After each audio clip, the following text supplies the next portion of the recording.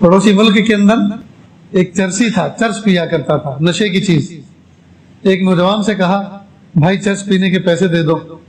تو کہا کھانا کھلا سکتا ہوں، کھانا کھلا سکتا ہوں، چرس کے لیے پیسے نہیں دے سکتا۔ آگے سے کہتا ہے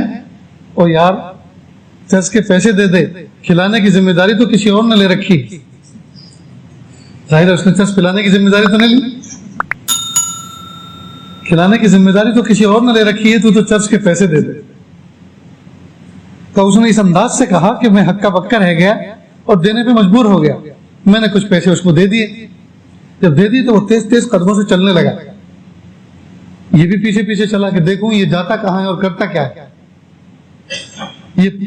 یہ چل ہی رہا تھا، راستے میں کوئی فنکشن ہال تھا، شادی خانہ تھا، دو حصوں میں بنا ہوا تھا، ایک میں کچھ عورتیں بیٹھی تھی اور دوسرے میں مرد حضرات تھے، خوشیوں کا ماحول تھا، اور کھانا مردوں والے حصے سے سرو کیا جا رہا تھا عورتوں والے حصے کی طرف۔ تو ایک نوجوان ٹرے کے اندر بریانی لے کر وہ راستہ کراس کر کے عورتوں کے حصے میں جا رہا تھا کہ راستے کے کنارے ٹھوکر کھایا اور وہی بریانی گر گئی، اور اس نے اپنے پاجامہ پینٹ کو جھاڑا، صاف کیا، اور وہ ٹرے بھی وہیں جھاڑ دی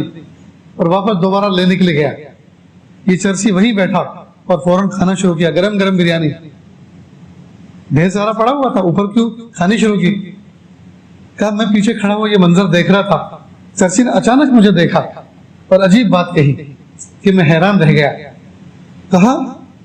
وہ کھلاتا تو ہمیشہ برتن ہی میں ہے، لیکن آج کل ذرا انبن چل رہی، تھوڑا ناراض ہے، اور ہاں وہ قریب اتنا ہے، وہ قریب اتنا ہے، غصہ چاہے جتنا ہو جائے بھوکا کبھی نہیں سلاتا،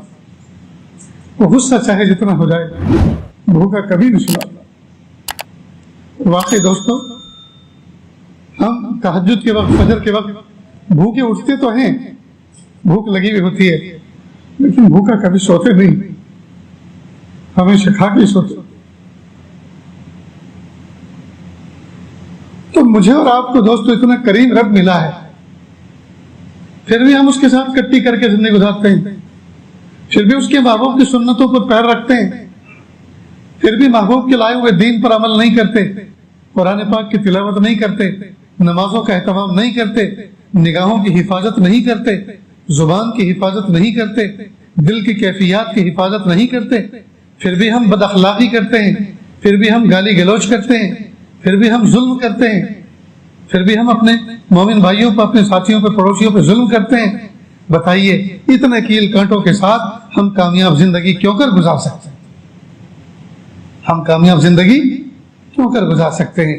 تو ارادہ کریں کہ انشاءاللہ ہم اپنی زندگی میں فل یو ٹرن لائیں گے انشاءاللہ۔